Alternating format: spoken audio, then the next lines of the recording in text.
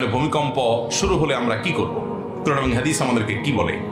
প্রথমত, একজন ঈমানদার যে কোনো কঠিন পরিস্থিতিতে সর্বপ্রথম তার দৃষ্টি যাবে আল্লাহ রাব্বুল আলামিনের দিকে। তিনি সবকিছুর আগে আল্লাহকে স্মরণ করবেন, আল্লাহর দিকে তার মনোযোগ চলে যাবে।